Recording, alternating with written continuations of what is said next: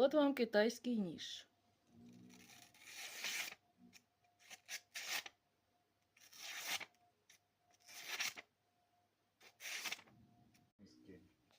Нюша, ваше впечатление про ніж?